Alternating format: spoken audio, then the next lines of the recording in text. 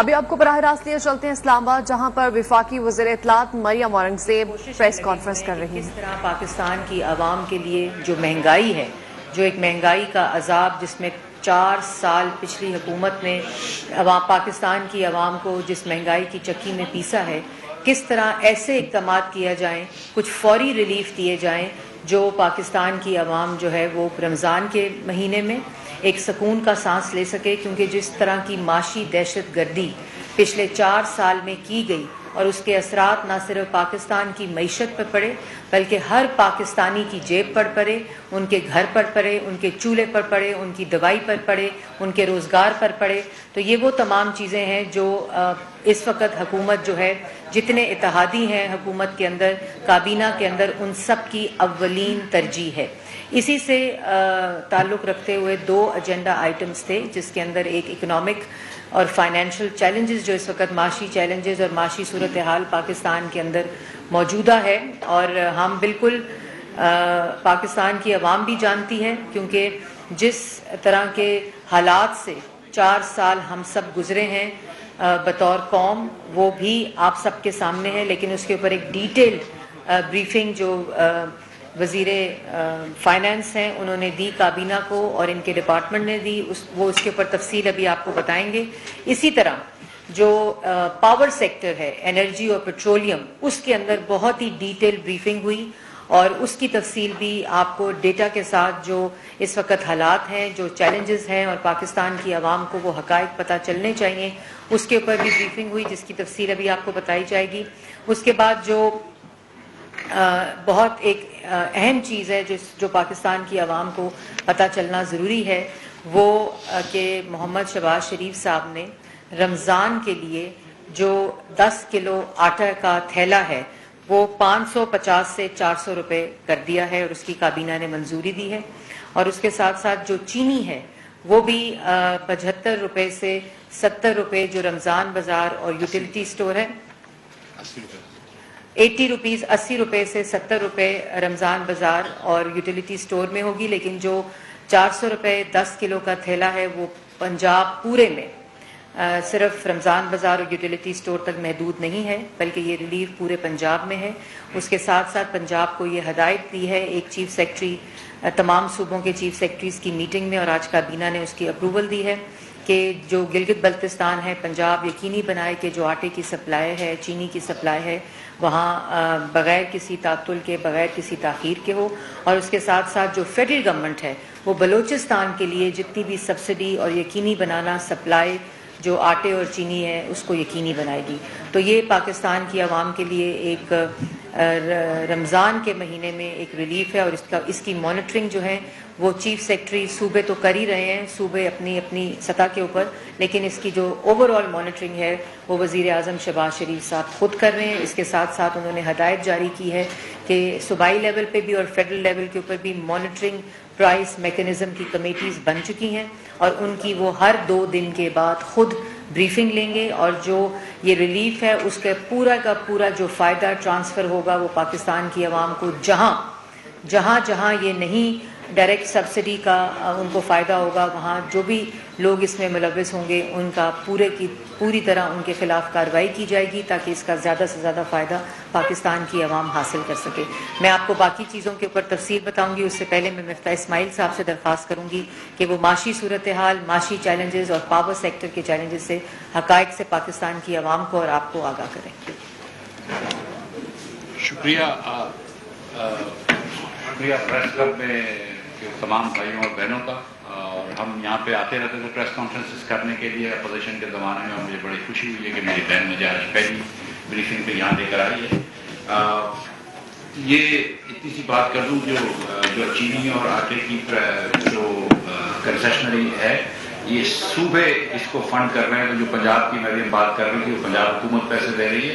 آزاد کشمیر کو بہرحال پنجاب حکومت کو شہباز شریف صاحب نے ہدایت کری کہ وہ گفٹ دے دیں آٹا اور چینی کا، تو وہ پنجاب حکومت دے گی۔ اور سندھ کے بھی چیف سیکرٹری کو ہم نے شہباز شریف صاحب نے ہدایت کری کہ وہ بھی فل فار ایک اچھا سا پیکیج دے دیں اور مزید اس کو بہتر کریں، اور اسی طرح یوٹیلیٹی اسٹورز کارپوریشن کو بھی۔ اب میں آپ سے بات کر رہا ہوں کابینہ کی میٹنگ پہ، لیکن اس سے پہلے میں بھی ایک خط دکھانا چاہ رہا ہوں۔ یہ خط یہ خط یہ پروف کرتا ہے کہ عمران خان اور پی ٹی آئی نااہل ہیں اور بدعنوانی کرتے ہیں. یہ خط یہ پروف کرتا ہے. لیکن میں یہ چھپا کے نہیں دکھاؤں گا, میں آپ کو یہ سامنے دکھا رہا ہوں, اور میں آپ کو یہ خط اور یہ پورا پڑھ کے سناؤں گا, اور پھر اس کے بعد یہ یہاں پہ رکھا ہوگا, جس کو یہ کاپی چاہیے وہ دیکھ سکتا ہے. میں اس کو جیب میں ڈال کے گھر نہیں لے کے جاؤں گا. میں اس کو جیب میں ڈال کے گھر نہیں لے جاؤں گا, خالی صفحے کو. یہ پرنٹڈ بھی ہے. یہ سر یہ اسٹیٹ سیکرٹ نہیں ہے, لیکن یہ کہ یہ چیز آپ سے چھپائی گئی ہے. جو ایسے اب مجھے کہنا نہیں چاہیے, لیکن جو یہ کہہ رہے تھے کہ امریکہ ان کے خلاف سازش کر رہا ہے, پھر ان کو بلا کے بتا دیا کہ وہ کسی کو بتا نہیں, ان کو سازش کر رہے ہیں. اور پڑھے لکھے لوگوں کے بارے میں اب یہ کہتے ہیں کہ نہیں دیکھو سازش کر رہے تھے, ہم کو بتایا ہے انہوں نے. 12 اور 25 دن ہم بیٹھے رہتے, اب ہم کو خیال آیا جس دن ہماری حکومت جا رہی تھی کہ ہمارے خلاف سازش تھی, ہم آپ کو یہ بتا رہے ہیں کہ یہ عمران خان کی نااہلی کا ثبوت ہے, یہ ان کی بدعنوانی کا ثبوت ہے. بھائی جب 2017 کے اندر نواز شریف اور پاکستان مسلم لیگ نون کی حکومت ختم ہوئی تھی تو 6.1% شرح نمو تھی. ترقی کی رفتار 6.1% تھی. خان صاحب نے آتے سال پہلے سال 1.9% کری. اس کا صحرا جناب اسد عمر چاہتا ہے. جس سال انہوں نے پاکستان کی تاریخ رقم کری اور 9.1% بجٹ ڈیفیسٹ کیا. ایک مہینے پہلے انہوں نے کہا تھا کہ 7.1 ارب روپیہ ہوگا, اور پھر 9.1 ارب روپیہ ڈیفیسٹ ہوا, جو تاریخ کا سب سے زیادہ ڈیفیسٹ تھا. آج اسد عمر صاحب یہ بتا رہے ہیں ہم کو کہ معیشت بری ہے, تو اسد عمر صاحب کو ذرا سوچنا چاہیے کہ ان کے ایک سال میں جب ان کے وزیر اعظم نے ان کو نکالا تھا تو بجٹ ڈیفیسٹ کیا تھا 9.1%, اور شرح نمو ہو گئی تھی 1.9%. اگلے سال شرح نمو ہوئی تھی -1%, اور اس سال بھی ورلڈ بینک کہتا ہے کہ 4% ہوگی. جب ہم چھوڑ کے گئے تھے تو 6.1% چھوڑ کے گئے تھے. ہم مہنگائی چھوڑ کے گئے تھے 3.9% پہ. مارچ کے مہینے میں مہنگائی 12.7% ہے. سی پی آئی کنزیومر پرائس انڈیکس, اگر میں ایس پی آئی دیکھوں سینسٹیو پرائس انڈیکس, یہ 51 وہ چیزیں ہوتی ہیں جو اشیاء پرزونوش ہوتی ہیں جو ہمارے لیے ضروری ہے زندہ رہنے کے لیے, اس میں اس وقت مہنگائی 17.3% ہے. اور پاکستان کی تاریخ کو آپ جا کے دیکھ لیں کہ ہمیشہ اربن ایریاز میں, شہری علاقوں میں تھوڑی سی کھانے پینے کی چیزیں مہنگی زیادہ ہوتی تھی, بنسبت دیہی علاقوں میں. خان صاحب نے اس کو بھی الٹ کر دیا اور دیہی علاقوں کی مہنگائی زیادہ ہو گئی. اور فوڈ انفلیشن 2.3% پہ ہم چھوڑ کے گئے تھے, 2.3% پہ وہ بھی اس سال میں 10.2% ہو گیا, اور اس مارچ کے مہینے میں 14% ہے.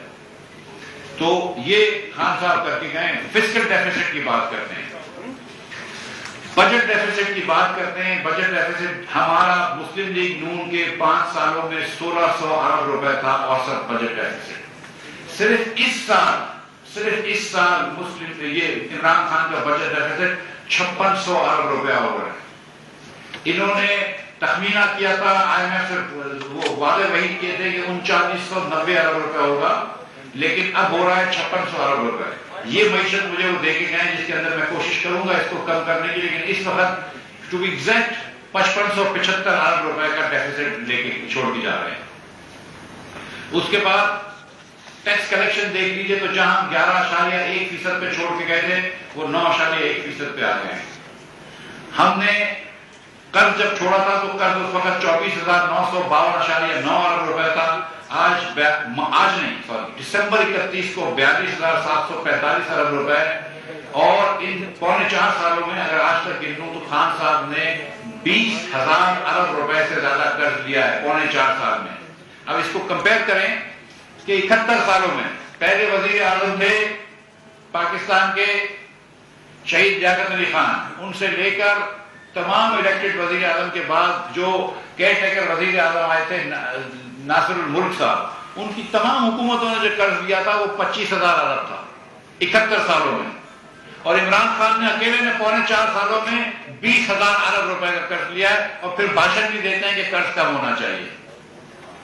اس کے بعد سالانہ ایوریج کیا ہے کہ مسلم لیگ نون 2,000 ارب روپے قرض لیتی تھی سالانہ, اور اس کے اندر ہم نے 11,300 میگا واٹ پاور پلانٹ لگا کے چلایا, اور اس کے علاوہ 12-13 ہزار میگا واٹ اور لگا.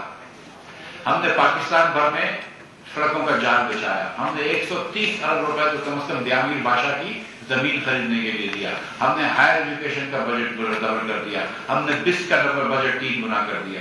یہ سب کرنے کے بعد ہم نے 2000 ارب روپیہ اوسطاً قرض لیا۔ خان صاحب 5500 ارب روپیہ اوسطاً قرض لے رہے ہیں، اور میں نہیں جانتا کہ انہوں نے ایک اینٹ بھی لگائی ہے، صرف ان کا خرچہ تختیوں پہ ہوا ہے۔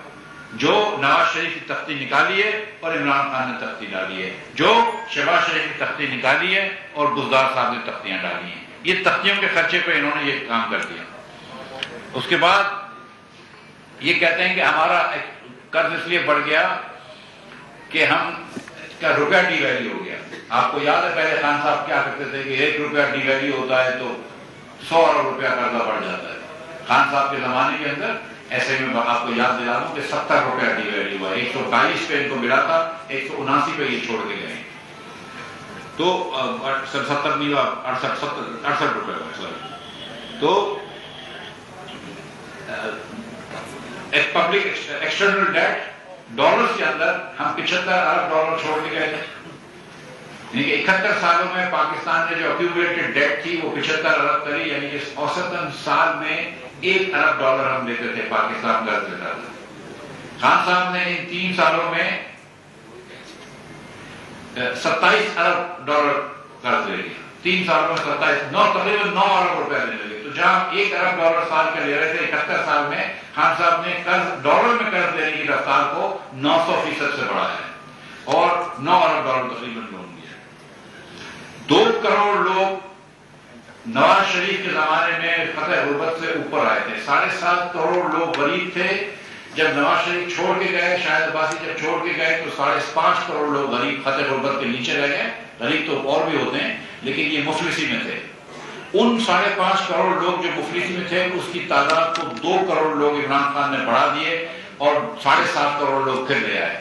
آج 1 کروڑ 35 لاکھ بچہ جو مفلسی میں رہ رہا ہے اور جس کو پاس رات کو کھانا نہیں ہوگا، وہ عمران خان کی ناقص پالیسیوں کی وجہ سے اس حال پہ پہنچا ہے، جو تعلیم نہیں لے سکتا ہے۔ خان صاحب تعلیم کی بات کرتے تھے، 10 میں سے 1 دنیا کا بچہ جو ہے جو تعلیم نہیں کر پا رہا وہ پاکستانی ہے۔ تقریباً آدھے بچے جو ہمارے سیکنڈری اسکول جا سکتے ہیں وہ سیکنڈری اسکول نہیں جا رہے، جو اس عمر کے ہیں، اور خان صاحب نے 1 اسکول نہیں بنائی۔ خان صاحب نے 1 BHU پہ کام نہیں کرا۔ 1300 BHU شہباز شریف نے پنجاب میں بنائے تھے، 1300 BHU، انہوں نے 1 BHU پہ کام نہیں کرا۔ وہ کہتے تھے کہ ہم کرنٹ اکاؤنٹ ڈیفیسٹ کم کر کے جائیں گے اور ٹریڈ ڈیفیسٹ کم کریں گے، اور ابھی بھی کہہ رہے ہیں اسد عمر صاحب کہ ہم نے ایکسپورٹ بڑھائی ہے۔ ایکسپورٹ بڑھی ہے بالکل، اس میں کوئی ڈاؤٹ نہیں، اس کا پرائس افیکٹ بھی ہے۔ 6000 روپے کی جو کاٹن ہوتی تھی بیل، وہ آج 18 سے کیا بلکہ 20,000 روپے کی بیل ہو گئی ہے۔ تو ظاہر ہے کہ آپ کی چیزیں بھی مہنگی ہو گئی ہیں، تو اس لیے ایکسپورٹ بڑھی ہے، مگر ایکسپورٹ سے ڈبل اسپیڈ پہ امپورٹ بڑھ رہی ہے۔ امپورٹ پچھلے سال سے 50 گنا زیادہ بڑھ رہی ہے۔ پاکستان اس وقت اس سال تاریخ رقم کرے گا، پاکستان تاریخ رقم کرے گا اپنی، اور 75 بلین ڈالرز کی، 75 ارب ڈالر کی امپورٹ کرے گا، اور ایکسپورٹ اس کے سامنے صرف 30 ارب ڈالر کا ہوگا۔ ہر ایکسپورٹ کے $1 کے سامنے ہم کو $2.5 کی امپورٹ کرنی پڑ رہی ہے، اور ہم ریمیٹنس بھی ملا لیں، سب کچھ ملا لیں تو کرنٹ اکاؤنٹ ڈیفیسٹ جو ہے وہ ہم ایکسپیکٹ کر رہے ہیں $20 ارب کا۔ خان صاحب ایک چیز پہ اپنی تعریف کرتے تھے کہ مسلم لیگ نون کرنٹ اکاؤنٹ ڈیفیسٹ زیادہ چھوڑ کے گئی تھی، اور وہ بات درست ہے۔ سی پیک کی وجہ سے جو مشینری پلانٹ مشینری آ رہی تھی اس کی وجہ سے یہ زیادہ تھا، لیکن خان صاحب نے وہ چیز بھی زیادہ کر دی، نہ 6% گروتھ دی، نہ 3% پہ انفلیشن رکھا، نہ چیزیں سستی کری، ڈالر بھی ڈیویلیو کر دیا، اور کرنٹ اکاؤنٹ ڈیفیسٹ جو ہے وہ بھی $20 کی اسپیڈ پہ دیا ہے۔ تو شہباز شریف کی اب ذمہ داری ہے کہ اس معیشت کو انشاءاللہ ٹھیک کریں گے، اور کریں گے ہم انشاءاللہ ضرور کر کے دکھائیں گے آپ کو، لیکن یہ خان صاحب کے حقائق ہیں۔ اور آخری میں یہ بات بھی کرتا چلوں کہ پچھلے ہفتے آخر ہفتے میں $10.8 بلین ہمارے بین الاقوامی ریزرو سے، بین الاقوامی ذخائر کی جو ٹوٹل تھی وہ $10.8 بلین تھی، اور اسد عمر صاحب نے بھی ٹویٹ کیا ہے، صحیح کیا ہے کہ $5 بلین وہ پچھلے مہینے میں کم ہوئے۔ ان کا یہ خیال ہے کہ وہ اس لیے کم ہوئی کہ ہم نے نو کانفیڈنس موومنٹ موشن کر دی۔ تو بھائی کہ چائنا سے تو پہلے سے ادھار تھا، وہ تو واپس آپ نے لیا تھا، وہ تو واپس کرنا تھا، اس سے نو کانفیڈنس کے کیا تعلق ہے؟ دیگر جو آپ کو پیمنٹس کرنی تھی، کیا کرنٹ اکاؤنٹ ڈیفیسٹ ہماری وجہ سے ہو رہا ہے؟ کیا پاکستان میں امپورٹ زیادہ ہماری وجہ سے ہوا ہے؟ کیا پاکستان پرائس افیکٹس کے حساب سے ایکسپورٹ نہیں کر پایا؟ یہ ہماری وجہ سے ہوا ہے. تو مطلب آپ ضرور ہم پہ تنقید کریں, ضرور نکتہ چینی کریں, لاجک کے ساتھ بھی کریں, جھوٹ کے ساتھ بھی کریں, وہ کرتے ہیں, لیکن ایسی بات نہ کریں جس پہ لوگ آپ کی تمسخر اڑائیں. تو یہ میرا مشورہ ہے. پرائم منسٹر صاحب کو اور کابینہ کو آج سیکریٹری فائنانس نے, میں نے یہ بات کرنے کے بعد سیکریٹری فائنانس نے ایک بریفنگ دی ہے جس کے اندر 2-3 چیزیں بتائی گئی ہیں. آئی ایم ایف سے ہم نے وعدہ کیا تھا کہ پرائمری ڈیفیسٹ جو ہوگا وہ ہمارا, اور شروع میں انہوں نے کہا تھا کہ پرائمری سرپلس ہوگا, سال کے شروع میں کہا تھا $25 بلین کا. دسمبر میں یا فروری میں ان سے بات ہوئی تھی کہ ہم 25 بلین روپے کا پرائمری ڈیفیسٹ کریں گے. پرائمری ڈیفیسٹ وہ ہوتا ہے کہ موصولات میں سے اخراجات نکالو لیکن اس کے اندر آپ انٹرسٹ پیمنٹس نہیں نکالتے. تو اس کو انہوں نے فروری میں یہ کہا تھا کہ ہم 25 ارب روپے کا ڈیفیسٹ کریں گے. آج وہ ڈیفیسٹ 1300 ارب پہ کھڑا ہے. آج وہ ڈیفیسٹ کا جو اگر ہم پروجیکشن کرتے ہیں تو 1300 ارب پہ کھڑا ہے. اب 53% ڈیریلمنٹ کر چکے ہیں آئی ایم ایف کی پروگرام کی. تو یہ بھی کام شہباز شریف کو آپ نے دیا ہے کہ ہم 53% آف ٹارگیٹ ہیں. شہباز شریف ملک کو واپس پٹری پہ لے کر آؤ. اللہ تعالیٰ کی مہربانی سے ہم لے کر آئیں گے. ہم آئی ایف سے بھی واپس اپنے ٹریک پر لے کر آئیں گے پروگرام.